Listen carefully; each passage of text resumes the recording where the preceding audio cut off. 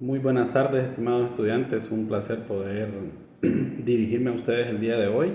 El motivo de este video tiene como objetivo abordar alguna temática sobre el capítulo 3 o la parte de materiales y métodos o métodos y técnicas, como es conocido comúnmente este capítulo, ¿verdad? Es importante resaltar, ¿verdad?, que de este capítulo 3 depende de la elaboración del capítulo 1, del capítulo 2, es decir, yo tengo que tener bien elaborado ese capítulo 1, ese capítulo 2, para que el capítulo 3 venga a reflejar cómo yo voy a recolectar la información necesaria, cuáles son los métodos, las técnicas, los materiales que yo voy a utilizar para poder hacer una recolección de datos, ¿verdad? Entonces, debemos de entender eso, ¿verdad? Tanto el capítulo 1 como el capítulo 2 van a ser cruciales para tener un capítulo 3 muy bien elaborado. De cierta manera, el capítulo 3 de una tesis, comúnmente denominado Métodos y Técnicas de Investigación, es fundamental porque detalla cómo se realizó el estudio, permitiendo que otros investigadores evalúen la validez de los resultados y sean capaces de replicar el estudio. Algunos de los elementos, ¿verdad?, importantes son, en primer lugar, elaborar muy bien una pequeña introducción, es decir, un párrafo, uno o dos párrafos como introducción a nuestro capítulo, ¿verdad? En esa sección se resume el objetivo del capítulo y cómo se vincula con los objetivos de investigación, es decir, el capítulo de métodos y técnicas de investigación o de materiales y métodos viene a hacer una especie de detalle, ¿verdad?, de cómo se realizó el estudio. Es decir, todos esos pasos, todos esos métodos, por qué escogí este método, por qué escogí esta técnica, por qué escogí este material, ¿verdad? ¿Por qué elaboré esta técnica? ¿Por qué y cómo? ¿Verdad? Viene a responder esas preguntas. También en este va lo que se conoce como diseño de investigación. En el diseño de investigación es que, vamos a ver, en algún momento ustedes van a hacer, si ustedes van a hacer una investigación de tipo cuantitativa, el diseño debe ser cuantitativo, es decir, los materiales y los métodos deben ser adecuados y orientados a hacer una recolección de datos numérico. Si es cualitativa, entonces su diseño debe estar orientado a hacer una recolección de información de características, ¿verdad? Y si es mixto, pues en este diseño debe de estar expresada, pues, tanto la elaboración de estos instrumentos, estos métodos, estas técnicas para recolectar información de carácter tanto cuantitativa como cualitativa, dado que es mixta. Y yo debo de justificar el diseño y cómo éste se alinea con los objetivos de mi estudio. Es decir, por ejemplo, nosotros recordemos que los enfoques cuantitativo, cualitativo, mixto, posterior de esto nosotros debemos de entender cuál es el alcance. Si es exploratorio, ¿verdad? Significa que todavía no hay mucha información, es un estudio de repente que nadie lo ha realizado, ¿verdad?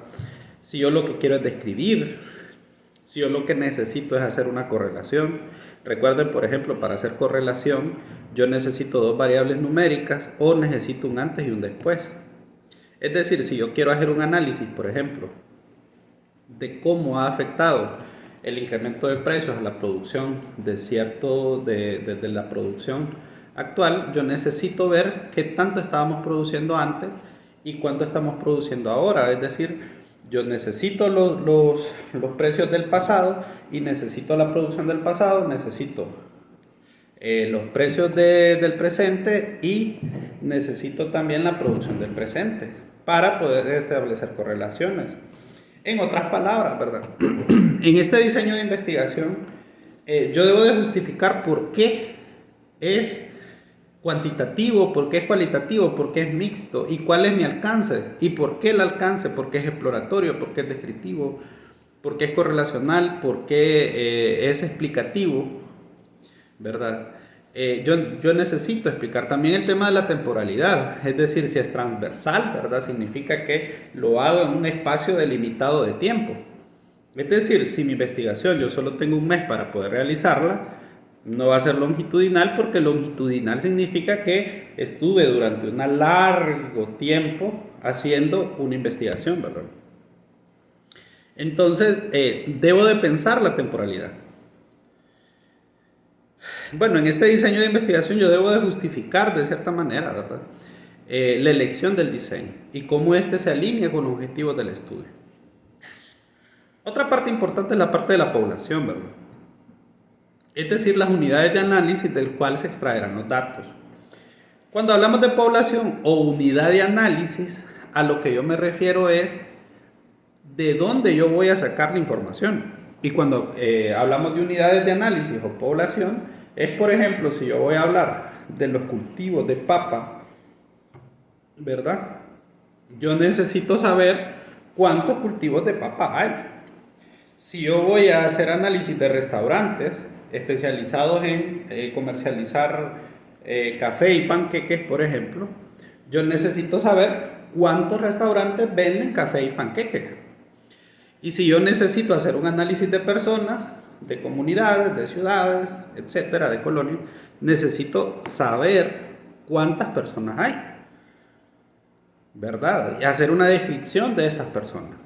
¿Dónde están estas personas? La comunidad, ¿verdad? Necesito poder decir, o sea, los datos generales de esta población. También, principalmente, si yo voy a hacer una investigación de carácter cuantitativo, yo necesito recurrir a la estadística para hacer una validación de la muestra, es decir, si mi muestra tiene validez, sí o no. Para este apartado vamos a hacer otro video donde vamos a explicar cómo escoger la muestra, aunque a estas alturas ustedes ya deberían de tener este conocimiento debido a que han llevado algunas clases como estadística, ¿verdad? Y donde se aborda un poco el tema del muestreo. Pero vamos a hacer una pequeña repaso, ¿verdad? Con algunos términos, ¿verdad? Incluyendo criterios de inclusión, ¿verdad? Criterios de exclusión y los métodos de muestreo, ¿verdad? Si es aleatorio, si es estratificado, ¿verdad? Esto es muy importante, ¿verdad? Que nosotros lo pensemos, ¿verdad? Si a quiénes vamos a incluir, por qué vamos a incluir a este grupo poblacional, etcétera. Otro tema es el tema de los instrumentos de recolección de datos. Es importante que nosotros expliquemos qué tipo de herramientas nosotros vamos a utilizar, ¿verdad? Para hacer la recolección de datos. Recordemos que los instrumentos de recolección, por ejemplo, en el caso de ser mecánicos, pueden ser balanzas, pueden ser termómetros, pueden ser metros. Entonces, yo debo de justificar y describir las herramientas que yo voy a utilizar en mi estudio. Es decir, si yo voy a hablar de peso de vacas, si yo voy a hablar de peso de niños, si yo voy a hablar de peso de huevos o de cualquier elemento que requiere ser pesado, entonces yo tengo que decir en mi estudio que yo voy a utilizar una balanza, de ser posible con las descripciones técnicas, para que se sepa a ciencia cierta cuáles fueron que yo utilice ese tipo de herramientas. En el caso de medir temperatura, pues el termómetro de la marca tal, si es de mercurio, cómo funciona, ¿verdad? Ese alimento el que nosotros utilizamos, ¿verdad? Esta parte es muy importante. Lo otro, ¿verdad? Si son entrevistas, ¿por qué yo elegí la entrevista, ¿verdad? ¿Por qué decidí hacer una encuesta? Es decir, esos instrumentos, yo me voy a la literatura especializada, a Hernández Sampieri, a los manuales, ¿verdad? De investigación, y yo voy a ver este tipo de herramientas, para qué son adecuadas y cuál se adecua de la mejor manera a mi estudio, ¿verdad? Y se debe justificar esta elección y describir cómo se validaron y cómo se estandarizaron. También, como un siguiente paso, ¿verdad? Ya vimos la introducción, ¿verdad? diseño de la investigación, población y muestra, instrumentos de recolección de datos. Ahora vamos con el tema del procedimiento. Yo debo detallar paso a paso cómo se llevó a cabo la recolección de datos, incluyendo, por ejemplo, la parte logística, cómo hicimos para movernos, las fechas, los tiempos y cómo se manejó la interacción con los participantes. En la actualidad nosotros estamos llevando a cabo, por ejemplo, una investigación con relación al tema del agua, al derecho humano al agua, ¿verdad? Entonces, para utilizarlo como ejemplo, pues tuvimos un acercamiento con el presidente de la comunidad, el presidente del patronato, quien facilitó el centro comunal, facilitó el acceso a la escuela y aparte nos acompañó y asignó personas de la misma comunidad para que nos acompañaran a las fuentes de agua más cercanas. Con esta ayuda nosotros no solamente pudimos hacer una visita presencial a las fuentes de agua, sino que también nos permitió posteriormente realizar un foro, nos permitió realizar unas entrevistas, nos permitió realizar un censo, aparte de los primeros acercamientos que tuvimos con la comunidad y con su liderazgo. En ese caso, entonces yo explico, ¿verdad?, esa logística de cómo nos movimos hacia el lugar, de qué fue lo que nosotros realizamos dentro de la comunidad. Y si yo voy a hacerlo, es decir, cualquier investigación que yo haga, yo necesito explicar este procedimiento, ¿verdad? Si yo voy a hacer una parcela demostrativa, yo debo de decir, ¿verdad? Bueno, los fertilizantes fueron proporcionados por la Universidad Nacional de Agricultura, la parcela está dentro de las instalaciones se elaboraron los surcos, estos surcos fueron etiquetados, tenemos un surco que es testigo, ¿verdad? Los otros surcos fueron etiquetados adecuadamente, ¿verdad? Entonces, yo debo de describir el procedimiento realizado en mi investigación, ¿verdad?, de la manera más detallada, ¿verdad?, conservando la sencillez, conservando la claridad en este tipo de explicación. También en el análisis de datos, yo debo detallar el paso a paso, ¿verdad?, cómo se llevó la recolección. Una vez que nosotros recolectamos esta información, describir las técnicas estadísticas o de análisis de contenido, ¿verdad? En clase nosotros hemos visto, por ejemplo, algunas que se conocen como tablas de reducción de datos.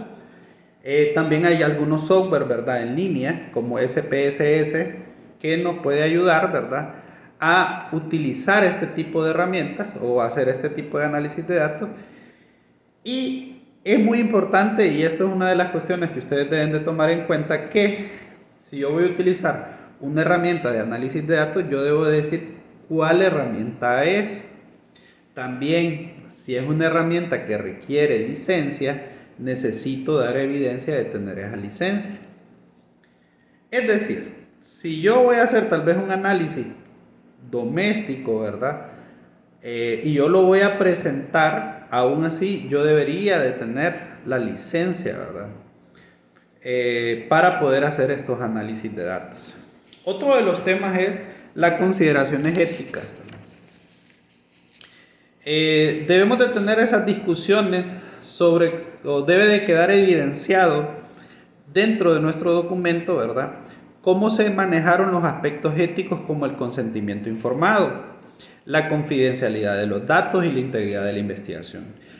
Recordemos que durante las clases nosotros hablamos que los instrumentos, ya sea una encuesta, ya sea una entrevista, ya sea una investigación que nosotros vamos a hacer una empresa, ya sea que nosotros tengamos un acercamiento, ¿verdad?, con un grupo campesino o con una parcela de tierra, nosotros debemos de tener un consentimiento informado y debemos de tratar de manera adecuada, siguiendo las normas éticas y morales, a las personas involucradas, ¿verdad?, a las instituciones involucradas. Y que manejamos los términos de confidencialidad y la integridad de la investigación. ¿Por qué? Porque la confidencialidad es muy importante. Hay temas que son muy delicados, ¿verdad?, tanto en el ámbito social, laboral o las empresas, con la información que ellos nos permiten, digamos que ingresar a sus instalaciones, nos permiten poder de repente hacer descripciones, etcétera, ¿verdad? Entonces, esta información debe ser ética y aparte debe ser íntegra. Por ejemplo, a nosotros nos permiten ingresar a una empresa, ¿verdad? Obtenemos su consentimiento, pero resulta que la información es algo que no conviene a la empresa. Entonces, nosotros necesitamos tener ese consentimiento informado, porque si nosotros publicamos algo y a la larga termina perjudicando a una empresa jurídica, o perdón, una persona natural o jurídica, podemos tener consecuencias legales que pueden ser bastante graves, tanto para nosotros a nivel personal como a las instituciones a las que representamos. También debemos de evidenciar esas restricciones que pudieron haber durante el desarrollo de nuestra investigación, ¿verdad? Si hubo un desastre natural, ¿verdad? Si nosotros estábamos haciendo en algunas comunidades bastante complejo, ¿verdad? Con grupos armados incluso, ¿verdad? Debemos detallar esas limitaciones, porque muchas veces puede haber un sesgo, un problema metodológico originado por estas limitaciones, ¿verdad? Que va a quedar evidenciado una vez que nosotros entregamos la información. Y por último, hacer un pequeño párrafo, 1 o 2 párrafos, donde indiquemos o resumamos, ¿verdad? La recapitulación de los métodos y los procedimientos, destacando en este caso las decisiones clave y justificando cómo estos contribuyen a la integridad del estudio. Recordemos que este capítulo debe ser escrito con eficiente detalle para que cualquier lector con conocimientos básicos en el área pueda comprender cómo se llevó a cabo la investigación y evaluar la validez de los resultados. Recordemos que la ciencia está para que pueda ser replicada, por eso nosotros la documentamos, ¿verdad? Entonces, si yo elaboro muy bien mi capítulo 3, siguiendo los lineamientos que vienen desde el capítulo 1, que está ligado y amarrado a la información que yo recolecté, a los objetivos que nos planteamos en mi investigación, va a ser información que yo debo de detallar metodológicamente y que seamos capaces de replicarlo en otra comunidad, en otra parcela y en otro lugar, ¿verdad? Y debemos de escribir con el objetivo, no en todos los documentos se puede, pero en la medida de lo posible que también sirva no solo para un grupo reducido de personas que puedan leerlo, sino que también para la comunidad. Bueno, durante las clases y en otros espacios pues vamos a poder resolver algunas de sus dudas. Por favor, no duden en contactarnos para poder ayudarles en cada uno de los proyectos que ustedes en este momento están realizando. Saludos.